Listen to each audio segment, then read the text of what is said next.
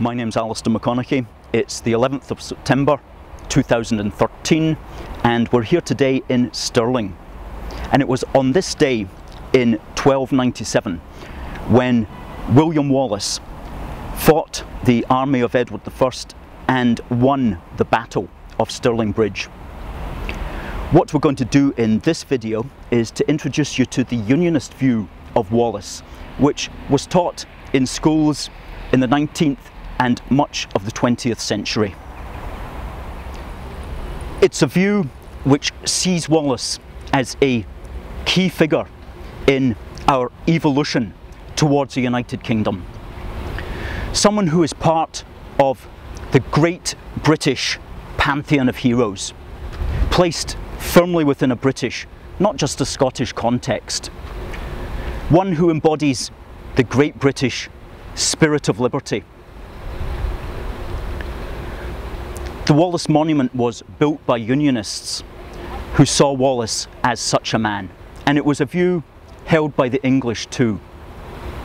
For example, Richard Lodge, Professor of History at Glasgow University, who was from Staffordshire, said in 1894, "English boys are taught both in prose and in poetry to regard Wallace and Bruce as the heroic champions of a just cause." And he added, "and to attribute to them perhaps greater purity of motive than they can justly claim."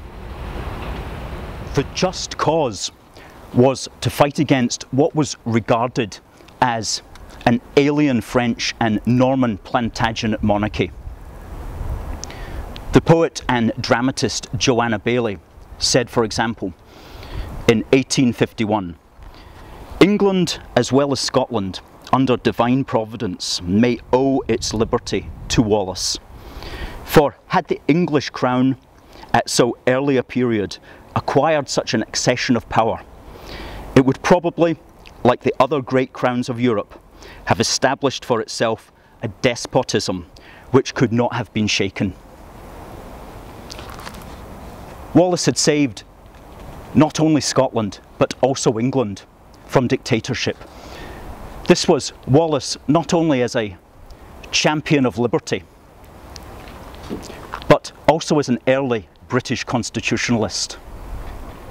The Unionists who built this monument also believed that Wallace was one of the key figures who had helped to secure Scotland in its own right. This meant that when it came time for union, Scotland was able to enter into it, not as a conquered and subservient place, but as a nation able to stand on its own feet. In this way, Wallace is seen as having helped to create the Scotland which created the Union, which created the greatest empire on earth. For Unionists, his legacy can be seen as profoundly British. Something which is reflected in the design of this monument itself. For example, the academic James Coleman has written, "The rock-faced rubble construction of the superstructure of the tower was intended to represent the history of Scotland and its culture, as modern construction methods drew on precedents from the past. At the same time, the imperial crown forming the apex of the monument symbolised the power of the British Empire." In other words, the past supports the present.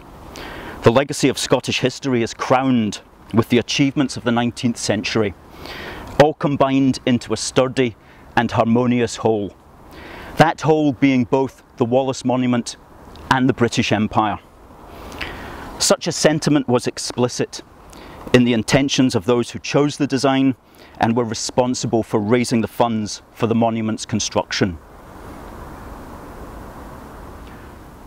This view of Wallace as a hero of the British value of liberty, as an early British constitutionalist, and as a founder of a Scotland which would go on to do great things as part of Britain, is still very relevant.